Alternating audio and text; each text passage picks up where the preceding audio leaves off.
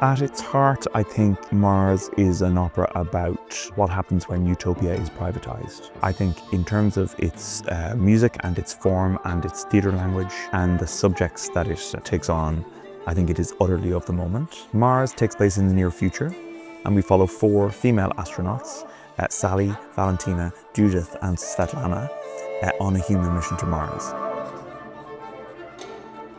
I mean, we've been doing a lot of movement-focused work with the staging to kind of delineate the different levels of gravity. Because of course we start the opera on Earth, which has gravity as we know it, but then we go to 0 gravity in space before landing on Mars, which has 38% gravity. Making sure that each of those truly has a different feel and that we can demonstrate it in our bodies continues to be quite the adventure.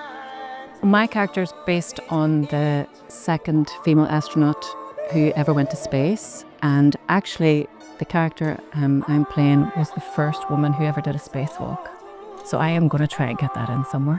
In this production, I'm going to be playing a Korg. So if you think Queen, I'm Going Slightly Mad, or Daft Punk, Defunk, that sort of sound, I am singing and playing the Korg. Oh man, I was really, really excited.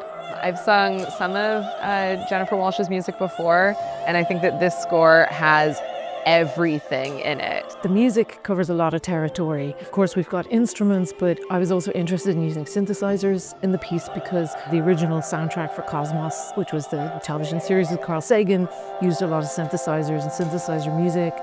I was really impressed by how detailed the score was. I have never read a score in my life that is this detailed, which is imperative given how complicated and difficult and experimental this opera is.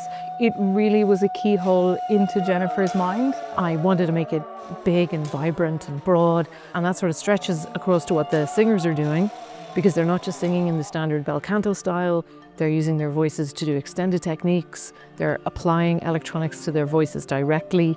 I'm applying electronics to their voices as well. So we have this whole range of different canny and uncanny voices happening. It's a banquet of sound throughout this opera. We're not just exploring space, we're exploring sound. It's almost frightening that things that we put in the opera have started happening in actual life. People might look at the opera and think that we've been inspired by very recent news, but lots of those things were in the opera long before those things happened in the world. So I think it's speaking absolutely to the present moment, and hopefully people will think a lot and laugh a lot and feel a lot and maybe even cry a little bit.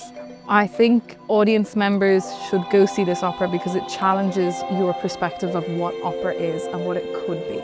You should come and see Mars if you have eyeballs, ears, a brain, a heart. All of those things are going to be set on fire.